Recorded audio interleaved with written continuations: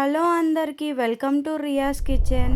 ఈరోజు మనం egg curry రెసిపీని చూద్దాం. ముందుగా కడాయి పెట్టుకుని దాంట్లోకి ఆయిల్ పోసుకొని ఉల్లిపాయ, పచ్చిమిర్చి, జీలకర్ర వేసుకుని ఫ్రై చేసుకుందాం. దీంట్లోకి కొత్తిమీర తీసుకుందామండి. ఈలోపు ఎగ్స్ పెట్టుకున్నాను, అవి ఫ్రై చేసుకుందామండి. పసుపు, ఉప్పు వేసి ఫ్రై చేసుకుందామండి. మళ్ళీ అదే కడాయిలోకి ఒక 2 స్పూన్స్ ఆఫ్ ఆయిల్ తీసుకుని ఆయిల్ హీట్ అయిన తర్వాత ముందుగా మనం మిక్సీ చేసి పెట్టుకున్న ఉల్లిపాయ, పచ్చిమిర్చి, జీలకర్ర పేస్ట్ని అదే కడాయిలోకి వేసుకొని ఫ్రై చేసుకుందామండి. దీంట్లో నుండి ఆయిల్ సపరేషన్ జరిగేంత వరకు ఫ్రై చేసుకుందామండి. ముందుగానే ఫ్రై చేసుకున్నాం కాబట్టి తొందరగానే ఫ్రై అయిపోతుంది. ఇప్పుడు దీంట్లోకి కొంచెం అల్లం వెల్లుల్లి పేస్ట్ వేసుకుందామండి. అల్లం వెల్లుల్లి పేస్ట్ వేసుకుని అల్లం వెల్లుల్లి పేస్ట్లో పచ్చివాసన పోయేంత వరకు ఫ్రై చేసుకుందామండి. ఫ్రై చేసుకుని నేను ముందుగానే టమాటా కట్ చేసి మిక్సీ జార్లో వేసి ప్యూరీ తీసి పెట్టానండి. ఆ ప్యూరీని కూడా దీనిలోకి యాడ్ చేసేసుకుందామండి. యాడ్ చేసేసుకొని ఒకసారి మిక్స్ చేసేసుకుందామండి. మొత్తం ఇట్లా మిక్స్ చేసుకున్న తర్వాత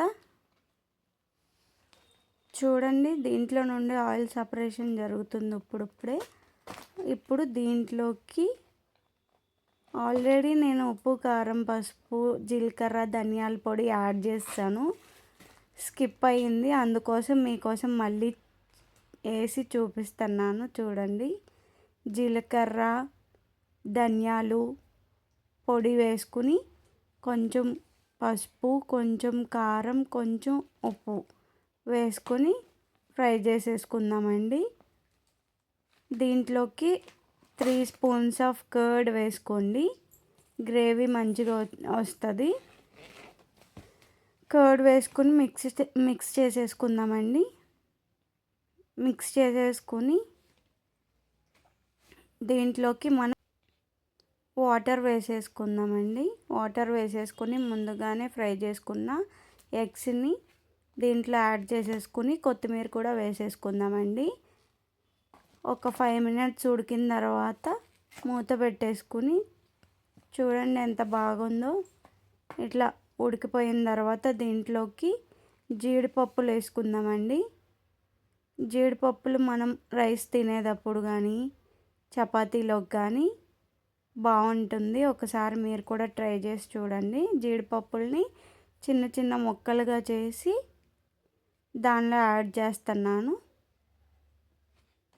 అవి నోటి కింద పడినప్పుడు కమ్మగా అనిపిస్తుంది. ఒకసారి మీరు కూడా ఈ కర్రీని ట్రై చేయండి.